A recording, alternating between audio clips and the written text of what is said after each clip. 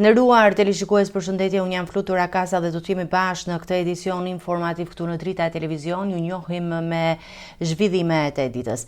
Kryeministri i vendit Edi Rama ka deklaruar se Shqipëria ka marrë vlerësime pozitive nga Bashkimi Evropian për fushën e prokurimeve publike. Ai tha se në këtë sektor vendi konsiderohet tashmë i përafruar me standardet e BE-s pa piketa të ndërmjetme. Rama njoftoi gjithashtu reforma të reja që synojnë zhvendosjen e tenderave nga ministrit drejt pushtetit vendor dhe strukturave të pavarura. Ndërkohë ai theksoi se procesi i negociatave me Bashkimin Evropian po ecën sipas planit pa pengesa. Kryeministri Edi Rama ka deklaruar se Shqipëria ka arritur vlerësim pozitiv nga Bashkimi Evropian në fushën e prokurimeve publike, duke konsideruar këtë sektor si një ndër më të përafruarit me standardet e Unionit. Në një deklaratë për mediat, Rama u shpreh se në këtë fushë Shqipëria trajtohet praktikisht si pjesë e BE-s, pasi nuk ja vendosur piketa të ndërmjetme në procesin e vlerësimit nga Brukseli. Që Shqipëria nuk është pjesë, që prokurimet publike nuk janë pjesë e piketave të ndërmjetme. E dini çfarë do të thotë kjo? Kjo do të thotë që ne në prokurimet publike jemi tani më një vend antar i Bashkimit Evropian. Pra, Shqipëria në këtë fushë nuk ka piketë të ndërmjetme. Piketat e ndërmjetme janë piketa për çështje dhe tema që shkojnë përtej procesit normal të antarësimit. Dhe i kemi shpjeguar që lidhen me pikërisht faktin që shtetet negociojnë, që Shqipëria negocion. Kryeministri theksoi se synimi i qeverisë është reformimi i sistemit të tenderave publik, duke ulur rolin e ministrave në këtë proces dhe duke rritur kompetencat e pushtetit vendor. Ministrit dhe ministrat nuk kanë më asnjë lidhje me tenderat dhe njëkohësisht një pjesë e madhe e tenderave të spostohen hap pas hapi edhe nga agjencitë kryesore, por edhe nga pushteti vendor. Tek pushteti vendor, sipas zgjedhjes tyre, është një pushtet që ka autonominë e vet dhe ne nuk mund t'i imponojmë se si i bën tenderat, por ka filluar. Në të njëjtën konferencë, Rama komentoi edhe procesin e negociatave me Bashkimin Evropian, duke theksuar se Shqipëria nuk merr pjesë direkt në të gjitha kryezat, por përfaqësohet nga Komisioni Evropian. Komisioni është dakord që ne i kemi plotësuar 100% të gjitha detyrat për të marrë dritën jeshile për të hyrë në fazën e re, që është faza e mbylljes së kapitujve. Dhe vendet anëtare janë 27. Bëjmë pyetjet e tyre. Dhe që ta dini edhe një herë, pyetjet dhe shqetësimet e vendeve anëtare në këtë fazë nuk lidhen me piketat e ndërmjetme, por lidhen me piketat përmbyllëse. Pra, kjo është ajo që po ndodh në Bruksel në këtë kohë, është tërësisht brenda parashikimeve, nuk ka absolutisht asgjë nga çfarë i është rroganisur koka popullit shqiptar, u bllokua, doli ky e doli ai. Rama hodhi poshtë kritikat e opozitës, duke i cilësuar si përpjekje për të krijuar perceptim negativ mbi procesin e integrimit. Nuk kemi parë të vijë ndonjë forcë e brendshme nga ndonjë vend tjetër që ka negociuar me Bashkimin Evropian apo që është në proces për të hapur negociatat dhe të kërkojë me gjithfarë lloj argumentash dhe me gjithfarë lloj të zezash që të bllokohet vendi nga vjen. Në fund të deklaratës, kryeministri njoftoi edhe krijimin e një kompanie shtetërore si motor të Akshit, e cila do të ketë 100% pronësi shtetërore dhe do të fokusohet në zhvillimet e shërbimeve digjitale për të mbështetur procesin e integrimit evropian të vendit. Kryetari i Partisë Demokratike Sali Berisha ka akuzuar qeverinë Rama se po fshe dhe po manipulon procesin e integrimit evropian të Shqipërisë.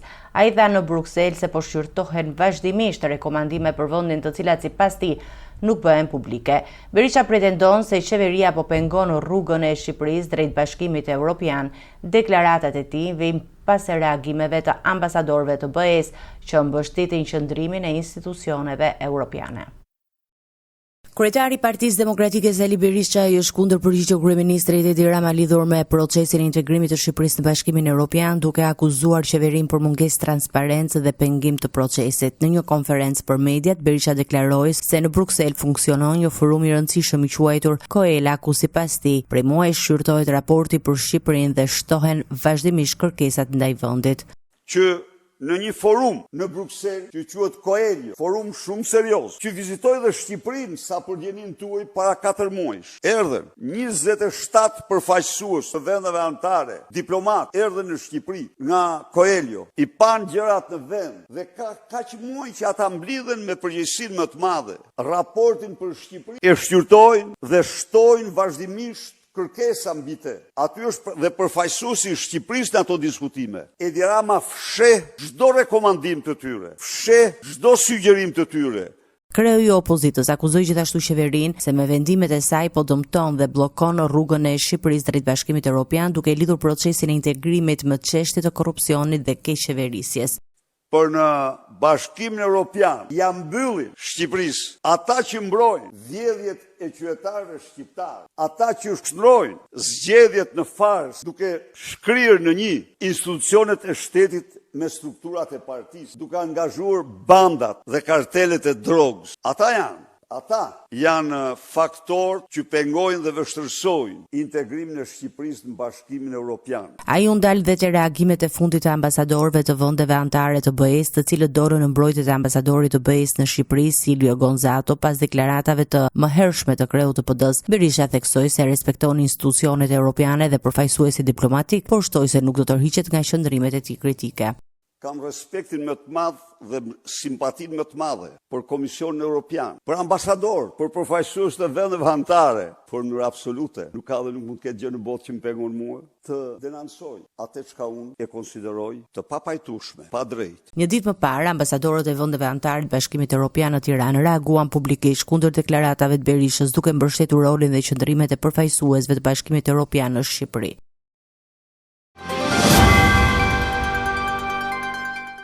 Seanca e dytë nga Ilir Metës në gjykatën e posaçme është shoqëruar me debate të ashpra për kërkesën e mbrojtjes që procesi të transmetohet drejt për drejt. Avokati i tij këmbguli për transparencë të plotë, ndërsa gjykata rrëzoi kërkesën duke përmendur mbrojtjen e të drejtave të palëve dhe parimin e pafajësisë. Edhe përfaqësues të tjerë politik kërkuan publikimin e seancës, por pa sukses. Brenda sallës së gjykatës së posaçme Ilir Meta është paraqitur në një kafaz xhami sigurie, ku sipas pamjeve, para nisjes së seancës, ai ka komunikuar vetëm me shenja me avokatin. Seanca e dytë gjyqësore është shoqëruar me tensione mes mbrojtjes dhe trupit gjykues, kryesisht për kërkesën e përsëritur për transmetim të drejtë për drejtë të procesit në media. Avokati i tij, Kujtim Çakrani, ka kërkuar që seanca të jetë plotësisht e hapur për publikun, duke cilësuar procesin si një nga më të rëndësishmet dhe duke akuzuar gjykatën për mungesë transparence dhe cënim të dinjitetit të pandehurit. Në mbështetje të kësaj kërkese është shprehur edhe Monika Kuremadhe, e cila deklaroi se publiku duhet të ketë akses të plot në provat dhe zhvillimet e procesit, duke folur për atë që e cilëson si linçim publik ndaj saj dhe Metës. Në seancë ishin pranishëm dhe Klevis Badhiu dhe Teti Blushi, të cilët gjithashtu kërkuan që gjyqi të zhvillohet në transparencë maksimale dhe të ndiqet nga publiku. Megjithatë, gjykata vendosi të rrëzojë kërkesën për transmetim live, duke argumentuar se një publikim i tillë mund të përbëjë ekspozim të tepruar të procesit, të cënoj parimin e pafajësisë dhe të ndikojë tek dëshmitarët që do të thirren në vijim. Sipas vendimit, transmetimi i drejt për drejt mund të prekë edhe jetën private të personave të përfshirë në proces dhe të ndikojë në zhvillimin e drejtë të gjykimit. Gjatë seancës u trajtua edhe dosja Çezdia, ku prokurori Sotir Llapi lexoi komunikimet të pretenduara mes Metës dhe Kastrioti Ismailajt, të cilat u kundërshtuan nga mbrojtja si prova të administruara në mënyrë të palishme dhe të keq interpretuara. Mbrojtja këmbguli se mesazhet nuk mund të përdoren si prova në këtë formë, duke vënë në pikpyetje mënyrën e administrimit të tyre në dosje. Më herët gjykata kishte rrëzuar edhe kërkesën e Metës për lirim nga qelia, duke lënë në fuqi masën e sigurisë arrest me burg, ndërsa procesi gjyqësor ndaj tij vijon. Gjykata e posaçme ka refuzuar kërkesën e Ilir Metës për zëvendësimin e masës arrest me burg me një masë më të lehtë sigurie. Kreu i Partisë së Lirisë kërkoi detyrim paraqitje arrest shtëpie ose garanci pasurore, por gjykata nuk pranoi argumentet e tij mbrojtës. Spa këmbguli se nuk ekzistojnë rrethana të reja që justifikojnë ndryshimin e masës së sigurisë. Seanca u zhvillua pas vendimit unifikues të gjykatës së lartë mbi barrën e provës për masat e sigurisë. Gjykata e posaçme kundër korrupsionit dhe krimit të organizuar ka rrëzuar edhe një tjetër përpjekje të Ilir Metës për të dalë nga qelia duke lënë në fuqi masën e sigurisë arrest me burg. Përmes avokatit të Tim Brojtës, Meta kërkoi zëvendësimin e masës aktuale me alternativa më të buta si detyrim paraqitje, ndalim për të dalë jashtë vendit, arrest shtëpie ose garanci pasurore. Kërkesa u shqyrtua në një moment kur vendimi unifikues i gjykatës së lartë për masat e sigurisë ka rikthyer në vëmendje barrën e provës që duhet të paraqesë prokuroria për të justifikuar vazhdimin e arrestit. Seanca u zhvillua në mungesë të Metës, i cili ka dërguar një deklaratë ku shprehet se do të marrë pjesë në procesin në themel, ndërsa në sallë ishte i pranishëm avokati i tij. Në sallën e gjyqit, avokati argumentoi se pretendimet e Spakut për rrezikun e intimidimit të dëshmitarëve mbetet spekulative dhe të pambështetura në prova konkrete. Sipas mbrojtjes, prokuroria e posaçme nuk ka sqaruar se cila provë mund të dëmtojë ose manipulohet nga Meta nëse ai lirohet nga paraburgimi. Nga ana tjetër, prokurori i çështjes Sotir Llapi kundërshtoi kërkesën e mbrojtjes duke deklaruar se nuk është paraqitur asnjë element i ri që të justifikojë ndryshimin e masës së sigurisë. Sipas prokurorit, vendimi unifikues i gjykatës së lartë nuk sjell asnjë zhvillim të ri konkret me dosjen ndaj Metës dhe për këtë arsye nuk ka bazë ligjore për ndryshimin e statusit të tij. Në përfundim, gjykata e posaçme vendosi të lërë në fuqi masën ekzistuese duke mbajtur në paraburgim kreun e Partisë së Lirisë, ndërsa hetimet ndaj tij vijojnë. Kryebashkiaku i Kuçovës Krishnik Hajdari përballet me rrezikun e ndërprerjes së mandatit pas një vendimi të formës së prerë të gjykatës së posaçme. SPAK i ka kërkuar zyrtarisht Komisionit Qendror të Zgjedhjeve dokumentacionin që konfirmon dënimin e tij. Çështja lidhet me mosdeklarimin e një dënimi të marrë në Greqi në formularin e dekriminalizimit. Tashmë pritet që Komisioni Shtetëror i Zgjedhjeve të nisë procedurat për shqyrtimin e mandatit të kryebashkiakut. Një tjetër çështje e ligjit të dekriminalizimit kam pritur në tërheqjen e Komisionit Qendror të Zgjedhjeve. Kryetari i Bashkisë së Kuçovës, Krishnik Hajdari, mund të largohet nga detyra pas konfirmimit të një vendimi penal të formës së prerë ndaj tij. Prokuroria e posaçme kundër korrupsionit dhe krimit të organizuar i ka përcjell KQZ-s një shkresë zyrtare ku informon se Hajdari është shpallur fajtor nga gjykata e posaçme për fshehje të një dënimi të mëparshëm në Greqi. Sipas hetimeve, kryebashkiaku nuk kishte deklaruar në formularin e dekriminalizimit një vendim të dhënë nga drejtësia greke në vitin 1999. Për këtë çështje ai u dënua fillimisht në janar të vitit 2024 me 9 muaj burgim, dënim që më pas u konvertua në 150 orë punë në interes publik. Edhe pse Hajdari e kundërshtoi vendimin e apelit të gjykatës së posaçme, shkalla e dytë la në fuqi dënimin duke e bërë atë përfundimtar. Pas marrjes së njoftimit nga SPAK, Komisioni Shtetëror i Zgjedhjeve Ilirian Celibashi pritet të vendosë nëse do të kërkojë ndërprerjen e mandatit të kryebashkiakut të Kuçovës. Në vim, dosja do t'i kalojë Komisionit për ankesa dhe sanksione, institucioni që merr vendim final mbi vlefshmërinë ose jo të mandatit. Çështja ndaj Hajdarit u bë publike pas kallëzimit të bërë nga Partia e Lirisë, e cila kërkoi verifikimin e të dhënave të deklaruara prej tij në formularin e dekriminalizimit.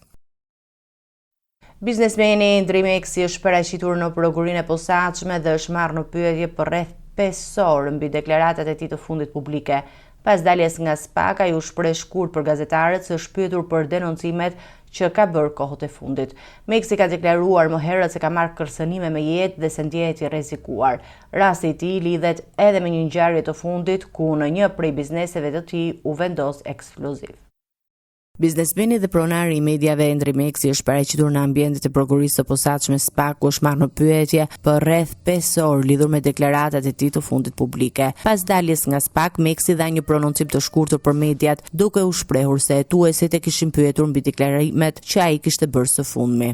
Ishte interesante. U pyetën për shumë gjëra për to që kanë deklaruar së fundmi. Më herët, Meksi ka deklaruar publikisht se ka marrë kërcënime me jetë dhe se ndjehet i rrezikuar, ndërsa për këtë çështje ka bërë edhe kallëzim në organet e rendit. Rasti i tij ka marrë vëmendje edhe pas një incidenti të ndodhur pak ditë më parë, ku në një dyqan të rrjetit të tij, MCN Get Connected, është vendosur një sasi eksplozive. Fatmirësisht, nga shpërthimi nuk ka pasur persona të lënduar, por vetëm dëme materiale. Hetimet për ngjarjen që lidhen me biznesin e Meksit dhe deklarimet e tij vijojnë nga autoritetet, ndërsa SPAK nuk ka dhënë ende detaje të mëtejshme mbi qëllimin e marrjes në pyetje.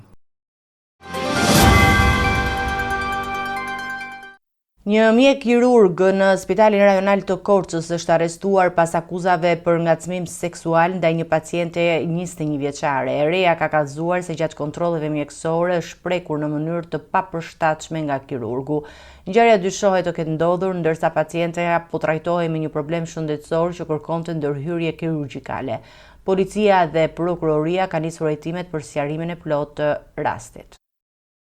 Një ngjarje e rëndë është raportuar në Spitalin Rajonal të Korçës, ku një kirurg 72 vjeçar është vënë pranga pas akuzave për ngacmim seksual ndaj një paciente 21 vjeçare. Sipas burimeve hetimore, reja ishte paraqitur në urgjencë me simptoma si dhimbje barku dhe të vjella, ndërsa pas kontrollit mjekësor ishte planifikuar që t'i nënshtrohej një ndërhyrje kirurgjikale për apandesit. Në dëshminë e dhënë para policisë, 21 vjeçaria ka deklaruar se gjatë qëndrimit në spital, kirurgu Nikola Nunka e ka prekur në mënyrë të papërshtatshme në pjesën time, duke e justifikuar si pjesë të kontrollit mjekësor. Ajo ka shtuar gjithashtu se mjeku ka tentuar ta puthë në disa raste. Eria, e cila jeton në Gjermani dhe kishte ardhur së fundi në Shqipëri, ka thënë se nuk ka arritur të sigurojë prova filmike, pasi sipas saj mjeku i kërkonte vazhdimisht të hiqte telefonin gjatë hyrjes në dhomën e mjekimit. Pas kallëzimit të saj, policia e Korçës ka shoqëruar mjekun nga ambientet e spitalit dhe më pas ka kryer arrestimin e tij, duke e dërguar në komisariat për marrjen në pyetje. Burimet nga grupi hetimor bëjnë me dije se çështja ndodhet ende në fazë paraprake dhe po verifikojnë të gjitha rrethanat e denoncimit, përfshirë edhe dëshmi të tjera nga personeli mjekësor dhe familjar. Ndërkohë, prokuroria pritet të vlerësojë materialet hetimore dhe të vendosë nëse mjeku do të mbahet në paraburgim apo do të hetohet në gjendje të lirë deri në caktimin e masës së sigurisë nga gjykata.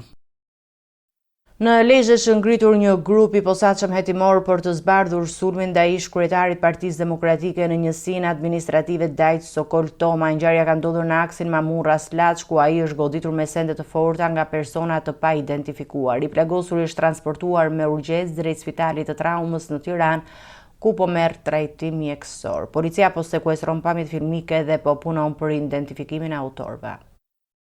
Policia e Lezhës ka dalë me një reagim zyrtar pas ngjarjes së rëndë të dhunës ndaj ish-kreut të Partisë Demokratike në njësinë administrative Dajç Sokol Toma, i cili mbeti i plagosur rënd pas një sulmi të ndodhur mbrëmjen e 9 majit. Në njoftimin zyrtar, Blut bën me dije se ngjarja ka ndodhur rreth orës 22 në autostradën Mamurras-Laç, pranë kryqëzimit të Sanxhakut, ku persona e të paidentifikuar i ka zënë prit automjetit të tij dhe e kanë goditur me sende të forta. Sipas policisë, më njëherë pas marrjes së njoftimit, në ngjarje kanë shkuar shërbimet e rendit dhe grupit hetimor, i cili ka nisur verifikimet për zbardhjen e rrethanave të sulmit. Autoritetet konfirmojnë se janë sekuestruar pamje filmike nga kamerat e sigurisë në një territor të gjerë përgjatë aksit rrugor, ndërsa po kryen veprime të tjera hetimore për identifikimin dhe kapjen e autorëve. Nga sulmi, 53 vjeçari ka pasur dëmtime të rënda në trup, përfshirë fraktura në këmbë dhe plagë në vesh. Ai është transportuar në urgjencën e Spitalit të Traumës në Tiranë, ku ndodhet në monitorim intensiv. Sipas mjekëve, Toma është në gjendje të stabilizuar dhe është i vetëdijshëm, megjithase vjen të marrë trajtim për dëmtime të shumta të shkaktuara gjatë sulmit. Ngjarja ka ndodhur teksa ai po kthej nga Tirana drejt Lezhës, ndërsa sipas dëshmisë së tij, sulmi është kryer nga 2 persona që e kanë ndaluar në rrugë. Për momentin, motivet e ngjarjes mbeten pa qarta, megjithase hetuesit po verifikojnë edhe pistën e mundshme të një konflikti të lidhur me aktivitetin e tij si ndërtues. Hetimet vijojnë në drejtimin e prokurorisë.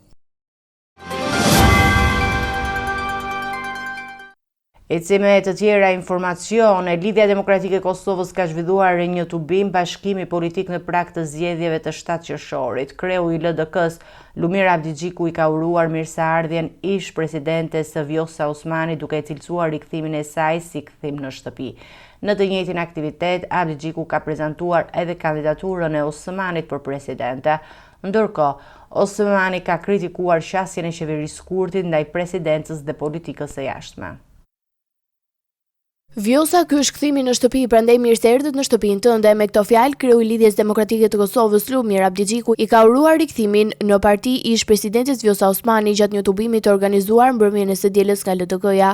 Aktiviteti i cilësuar si tubim bashkim politik vjen në prag të zgjedhjeve të 7 qershorit dhe shënon nisjen e një etape të re për Lidhjen Demokratike të Kosovës. Në fjalën e tij, Abdigjiku tha se vendi ka nevojë për unitet politik dhe institucional, duke bërë thirrje për bashkimin e qytetarëve rreth një projekti të përbashkët politik. Kreu i LDK, i cili është dhe kandidati për kryeministër, e cilësoi rikthimin e Osmanit si një moment të rëndësishëm për forcimin e subjektit politik dhe për konsolidimin e institucioneve të Kosovës. Në të njëjtin tubim, ai prezantohet edhe kandidaturën e Vjosa Osmanit për presidente, duke theksuar se ajo përfaqëson frymën e bashkimit dhe të përfaqësimit qytetar. Nga ana e saj, Vjosa Osmani mbajti një fjalim në tonë kritike ndaj mënyrës se sipas saj është trajtuar institucioni i presidencës nga qeveria aktuale, duke komentuar politikën e jashtme të ndjekur nga kryeministri Albin Kurti. Osmani tha se presidenca është parë vetëm si simbolik, ndërsa ajo vetë është konsideruar pengesë.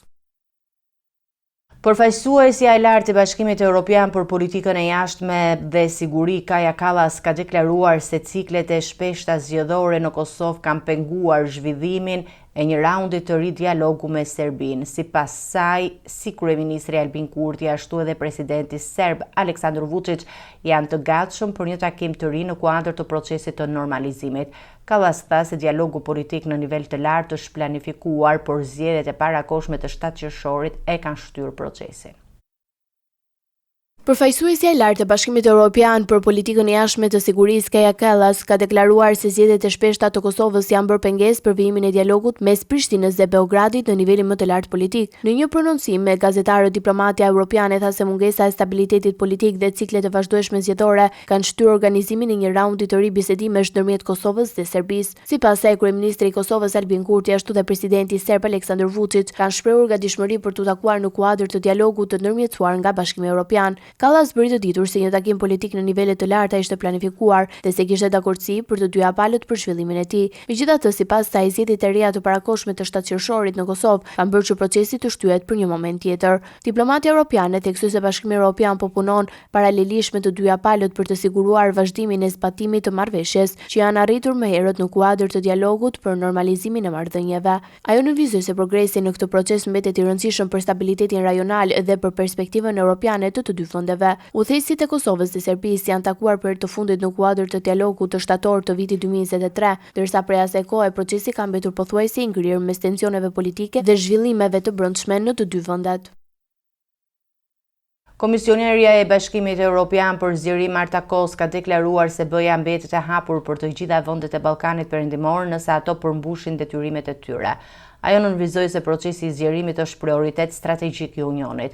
Kos bëri të ditur se në kuadër të planit të rritjes pritet një ndarje e re fondesh për disa vende të rajonit. Sipas saj, integrimi gradual po jep rezultate konkrete dhe do të vijojë me hapa të tjerë.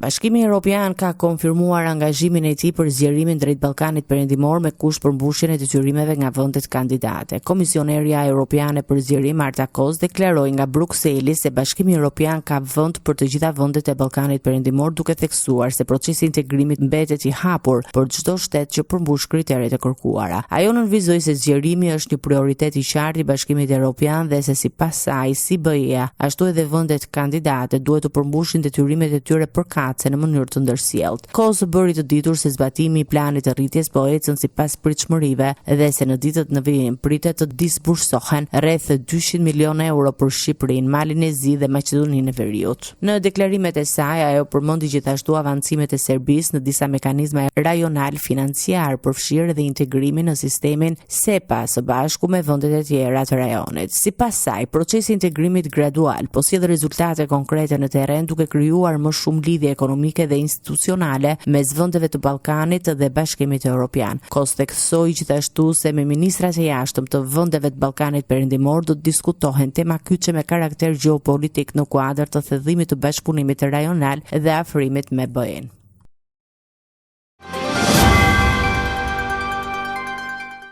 Të nderuar teleshikues, do të njemi me parashikimin e motit. Territori shqiptar për datën 12 maj 2026 do të karakterizohet nga kushte atmosferike të paqëndrueshme me rreshje shiu në pjesën më të madhe të vendit dhe kthjellime të her pas hershme në zonat bregdetare. Paraditja do të jetë me vranësira dhe rreshje shiu në zonat qendrore dhe lindore, ndërsa në bregdet priten intervale me diell. Pasditja vijon me mot të paqëndrueshëm dhe rreshje lokale.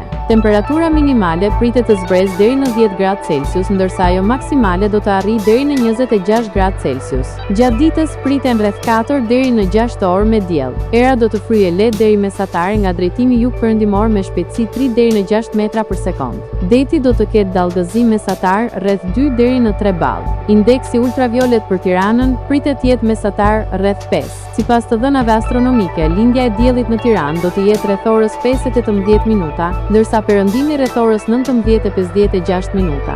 Temperaturat minimale dhe maksimale për disa qytete kryesore të Shqipërisë do të jenë si më poshtë: Shkodër 14 deri në 21 gradë Celsius, Kukës 12 deri në 20 gradë Celsius, Peshkopi 12 deri në 20 gradë Celsius, Tiranë 17 deri në 24 gradë Celsius. Durrës, 16 deri në 21 gradë Celsius. Kavaj, 15 deri në 22 gradë Celsius. Elbasan, 16 deri në 24 gradë Celsius. Berat, 15 deri në 26 gradë Celsius. Korç, 10 deri në 19 gradë Celsius. Vlorë, 19 deri në 25 gradë Celsius. Gjirokastër, 15 deri në 22 gradë Celsius. Sarand, 16 deri në 23 gradë Celsius. Territori i Kosovës për datën 12 maj 2026 do të karakterizohet nga mot i ndryshueshëm me vranësira, rreshje shiu në disa zona dhe kthjellime në pjesën lindore.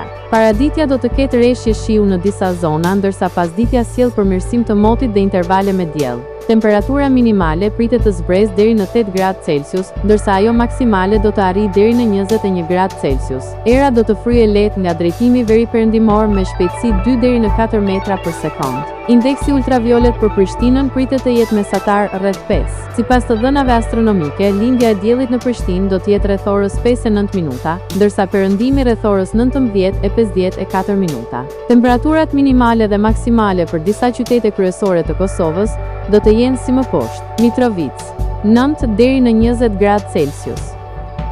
Podujev, 8 deri në 20 gradë Celsius. Skënderaj, 10 deri në 19 gradë Celsius. Pej, 11 deri në 20 gradë Celsius. Prishtinë, 9 deri në 19 gradë Celsius. Gjakov, 12 deri në 19 gradë Celsius. Malishev, 12 deri në 19 gradë Celsius. Gjilan, 12 deri në 21 gradë Celsius.